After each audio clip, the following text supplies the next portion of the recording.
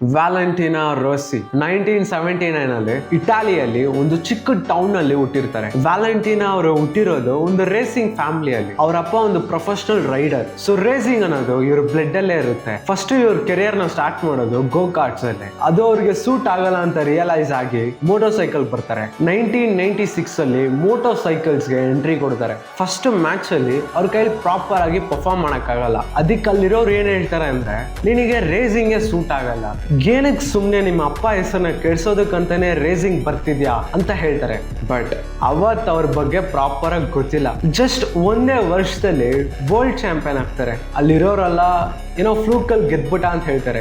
Next 250cc ಅಲ್ಲಿ dominate ಮಾಡ್ತಾರೆ. ಅದ್ರಲ್ಲೂ ಚಾಂಪಿಯನ್ಶಿಪ್ ನಾಗ ಹೇಳ್ತಾರೆ. ಸ್ವಲ್ಪ ವರ್ಷ ಆದ್ಮೇಲೆ 500cc ಹೋಗ್ತಾರೆ. ಅದ್ರ ಜೊತೆಗೆ ಅವ್ರ ಐಕಾನಿಕ್ ನಂಬರ್ 46 ಭಯ ಅನ್ನೋದೇ ಇಲ್ಲ, ಪ್ಯೂರ್ ಸ್ಟೈಲ್. ಆ ಟ್ರ್ಯಾಕ್ ಒಳಗಡೆ ಎಂಟ್ರಿ ಕೊಟ್ರೆ ಪ್ರಾಪರ್ ಆಗಿ ಒಂದು ಮೈಂಡ್ ಗೇಮ್. ಮೋಟೋ ಜಿಪಿ ಹಿಸ್ಟ್ರಿಯಲ್ಲಿ one of the greatest rider ಅಂದ್ರೆ Valentino Rossi. 9 time world championship, 7 time Moto GP champion, 100+ grand prix victories. Honda company ಅವ್ರಿಗೂ ಗಾಡಿ ಓಡಿಸಿದ್ದಾರೆ, ಜೊತೆಗೆ ಯಮಹಾ ಮತ್ತೆ ಡುಕಾಟಿ ಕಂಪನಿಗೂ ಗಾಡಿ ಓಡಿಸಿದ್ದಾರೆ. ಇವ್ರ ಸಕ್ಸಸ್ ಇಂದ ಯಮಹಾ ಒಂದು ಲೆಜೆಂಡರಿ ಕಂಪನಿ ಅಂತಾನೆ ಕ್ರಿಯೇಟ್ ಆಗುತ್ತೆ.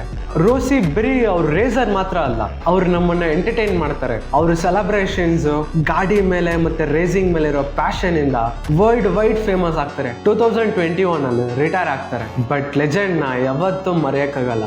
ಇಡೀ ಜನರೇಷನ್ ನ ಇನ್ಸ್ಪೈರ್ ಮಾಡಿರೋರು. ತುಂಬಾ ಜನ ಹೇಳ್ಬೋದು ಮೋಟೋ ಜಿಪಿಯಲ್ಲಿ ಅವ್ರಿದ್ದಾರೆ ಇವ್ರಿದ್ದಾರೆ ಅಂತ. ಬಟ್ ಆ ಮೋಟೋ ಜಿಪಿನ ಫೇಮಸ್ ಮಾಡ್ಸಿರೋರೆ ವ್ಯಾಲೆಂಟಿನಾ ರೋಸಿ. ಡಾಕ್ಟರ್ ಇವತ್ತು ಬೇಕಂದ್ರೆ ರಿಟೈರ್ ಆಗಿರ್ಬೋದು, ಬಟ್ ಆ ನಂಬರ್ 46 ಯಾವತ್ತೂ ನಮ್ಮ ಮನ್ಸಲ್ಲಿರುತ್ತೆ.